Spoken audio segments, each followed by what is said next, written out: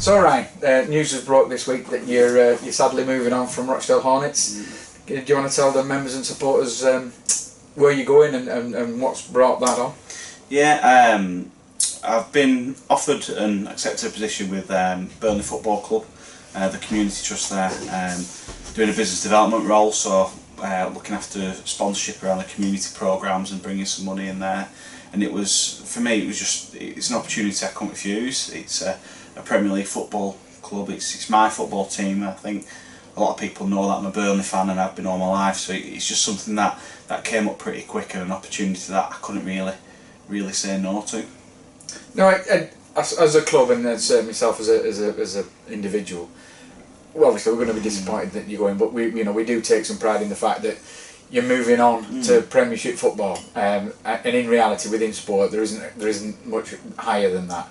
Was that one of the big drivers, the actual aspiration of being involved in such high-profile club? Yeah, definitely. I think anyone who sets out on a career path, they always want to get as far and as high as they can, really. And I've had a really good time at Rochdale Hornets, and I've learnt a lot. But you always want to take that next step and that next level, and I think this is a jump up quite a few levels, levels for me. Yeah, I'm just looking forward to the new opportunity, really. Well, one of the reasons we selected to do the interview in the Heritage Room, because if anything else, this is one of the lasting legacies that you've brought to the club. It was your ability to secure some funding and the vision and drive to bring this room, and that's one of the many achievements. What would you say you were most proud of during your tenure with us? There's quite a few things, really. I mean, just a simple thing of being able to keep the club open and progressing, really, over my time. It's always difficult, at the level that we have, and it's been an achievement just to keep things ticking over and to keep things growing and moving forward in the way that we have. If I were to look at one thing which I'd sort of really hang my hat on, probably the Rugby League World Cup. I did.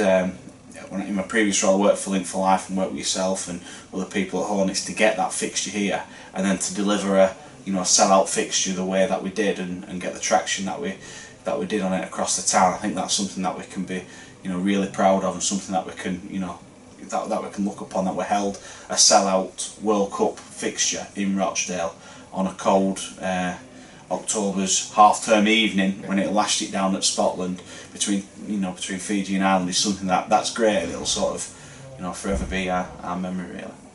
Well, like I said, for me, there's several things that if nothing else, you can say that you've achieved a great deal, and you've not even mentioned when we got promotion in your first year. Well, yeah, promotion was great, and I think it was unexpected as well. We sort of came in. That was my first season here, and it was Ian Talbot's first season as well. Our first season with St Helens, so it was certainly a bit of baptism of fire that year, sort of coming in and not being in this role before. But what me and Tol both had that year is we both had a freshness about us, and we were both eager and hungry. And we just set about doing what we could to achieve the best that we could, and at the end of it, promotion was the result. I don't think at the start of the season we set off for promotion. I think even 2/3 of the way through the year it didn't become a target, but we just kept on ploughing and just going. And sometimes you have to sort of make a mess before you achieve the final tidiness. I think that's what that season were. Both me and Tol tried new things and different ideas and tried to shake things up and move things around a little bit. And sometimes throughout the season it came across as we were looking as though we're in a bit more of a mess. But in the end, we sort of got to where we wanted to be, and we carried on throughout that. I mean, the year after, again, we continued to build, and we ended up getting relegated that season, finishing 5th bottom. But we felt that we progressed that season, and certainly, since Alan's come in as well, we've got that freshness back, and we've kicked on again, and we are going forward again. But for me, it just becomes that time where you go around in cycles in sport, and a new season's coming up, and we've just signed off the budget for next year. I'm just starting on shirt sponsors and things like that again, and I just feel that it's hard to sort of reinvigorate yourself to get on that cycle, and I think it'll be great for a new person to come in now and to start that cycle going forward, to take the club onto that next level, really, and give me a chance to sort of look at a different role and reinvigorate myself, really, in a new role as well. So, sort of touching on that, I wouldn't want to use the term regret. Or is there an area you think the club now needs to focus on? That something that you, like you say, you've reached a level and we've done really well. This is what we need to focus on going forward, and that's the thing. That's the next goal, if you will. Definitely. I mean, when I first started, I was picked because I got the role because of my the work that I'd done in the community.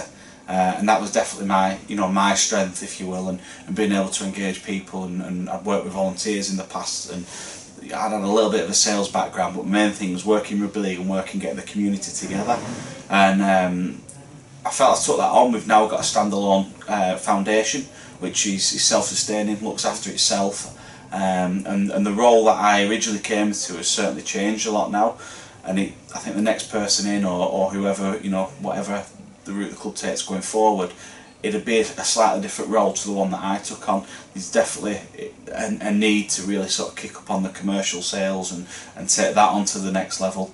And I think work around attendance and things like that. Although we're going in the right direction, and we've set records over the past couple of years and things like that. I think they're the two areas that if somebody from that sort of world and that sort of background can focus on that and leave a couple of other areas, to just carry on their own. I think that's the way, that we could look at, really concentrate on a couple of different pillars to what's been concentrated on over the last few years.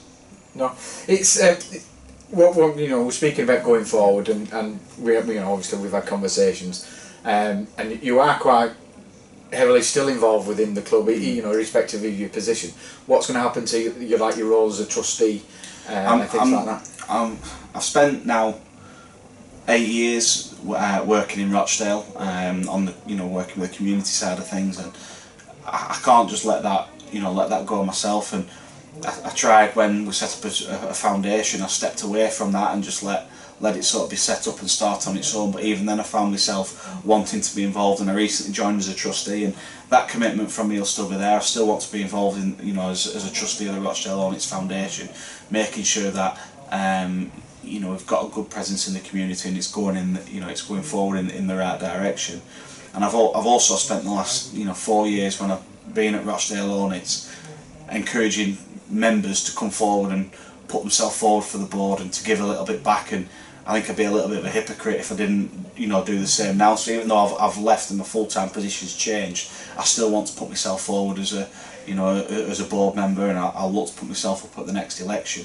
So I can still be involved and still, steer this club, forward, really, because, it's a great club. It's an old, it's an old historic club, but it needs all the help that it can get, and I can't just walk away and just leave it to it. I want to keep my hand in as much as I can. Well, appreciate I've got a full-time role, elsewhere to be looking after as well. That's brilliant, and obviously, just to go back to the very start.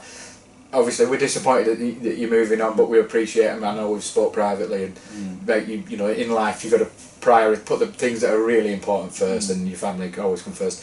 And yourself and Jade and Imogen and Oscar are more than welcome to come back any time you want. Oscar we look forward to seeing you again. Oscar was the hardest one to tell, really. Yeah. He was a little bit upset when he thought he wouldn't be allowed back again, but I've assured him that we can get season tickets and still come on Sunday, so we certainly won't shy away from the place. We'll be here as much as we can. Ryan, thanks again. Thanks. Obviously, it's au revoir, so they say, rather than goodbye. And let's hopefully your career goes on to even greater and better things. Thank you. Cheers, thanks.